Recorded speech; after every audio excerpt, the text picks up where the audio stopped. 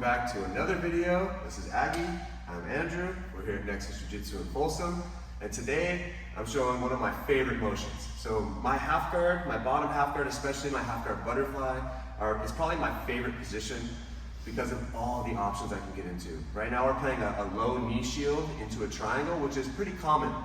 A lot of people know this motion, but there's a few details that I want to point out that make the motion way easier, way more successful, and even sometimes when you land the trap triangle, which is the beginning stages of a triangle, people can bail out or pressure you, and I want to show a punch choke that I like to do that I get at all levels. I tap out some of my black belt friends with it, I tap out all my students with it, and if they can defend it, it'll put me into my regular basic triangle, my conventional triangle.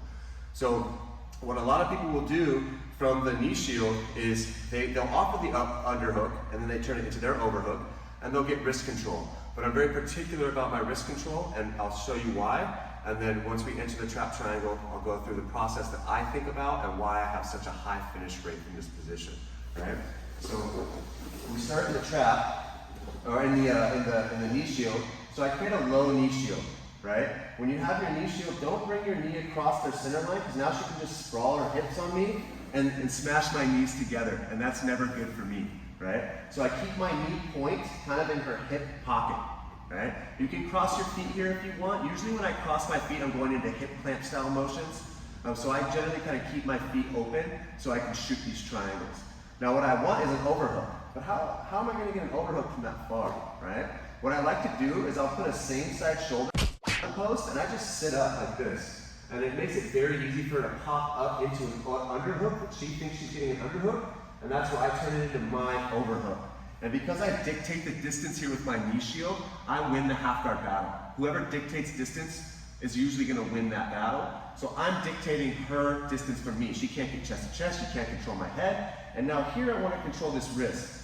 Most people, and this is what I consider not necessarily a mistake, but less optimal, is they grab the wrist with a pronated grip where my palm points towards me. Now for her, that makes it easier to escape this position. She rolls her wrist to the inside, which brings her hand inside, which gives her inside position, and is stronger for her. What I like to do is I like to get a supinated grip where my palm points away from me, my thumb in the direction of her thumb, and now when she tries to roll her wrist to the inside, she goes into the strength of my grip. So the only way she can break my grip is by taking her hand away. So when she takes her hand away, I make her close, far. And now it's really easy for me to just shoot my top leg over the top and hook high on her shoulder, draw my knee to my chest, and now I can easily, you can do one of two ways. You can lead with the knee or lead with the foot, right? And since my foot is over the shoulder, I can create space, lead with my foot, and go into my trap triangle. This is my trap. Now here, a lot of people will base out and maybe create pressure here, so it's hard to get all the way to my triangle. So I just go straight to a punch choke. I take my arm on the same side as their trap arm and just put my fist right in the side of the neck. I'm going to pull this knee into her left artery and punch my hand into her right artery, pinching, pinching, pinching. There's my tap, right? Very, very good. I finish a lot of high-level, tough people with this motion, right? And at worst, I get a reaction. And here's the most common reaction. I go punch choke. If she tries to grab my wrist with this hand, I can stop it. So she has to use this hand. So she grabs my wrist with that hand, okay. I grab the wrist, cross it over, and now I can start the process of my conventional triangle. Now, let's turn a little bit, bring your hips this way. The important thing to remember, that's it. The important thing to remember with your triangles is the whole reason that we're getting this angle and pulling our foot up and over is because we want to take the shoulder out of the choke. We can't have the shoulder visible. So if you took a snapshot from the tops of our heads, when I have the triangle locked in, you will not be able to see her shoulder. And this helps tremendously when you're triangling bigger, stronger people. Thick shouldered, big muscle-bound guys, you've got to take their shoulder out of the choke.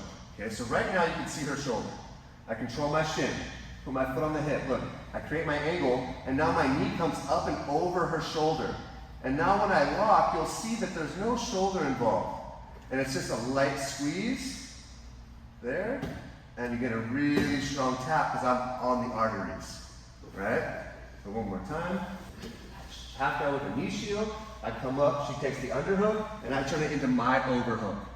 Right? I go supinated grip, and I push her out, boom, far. And now from here, I can shoot my legs through and start looking to get my trap triangle, okay? Once I get to my trap, I go automatically to a punch choke. If she takes my hand off, I don't let her use this hand, I clear the arm here. And now I can grab my shin, put my foot on the hip, create my angle, take her shoulder completely out of the choke, lock my triangle, and there's my strong finish, right? Efficiency, low effort. That's my jiu-jitsu. My jiu-jitsu is always on a graph. We have efficiency and effort. It should be very high efficiency, very low effort. That's how I always want my jiu-jitsu. And that's why I'm able to roll for an hour or 2 hours and not be exceptionally tired, because all of my motions have efficiency ingrained in the part of the motion, right? So I really like this option. I land it all the time, right? And then any part of the motion that they defend, I have an answer for, right? So it's just a really solid position. Try using that supinated grip versus pronated grip. Try working those punch chokes and get higher success rate on your triangles, right? Again, if you like the video, thumbs up. Go ahead and hit that subscribe button. And if you have anything to add or any questions or anything you'd like to see, throw it down there in the comments and we'll get at it. Again, Nexus Jiu-Jitsu here in Folsom.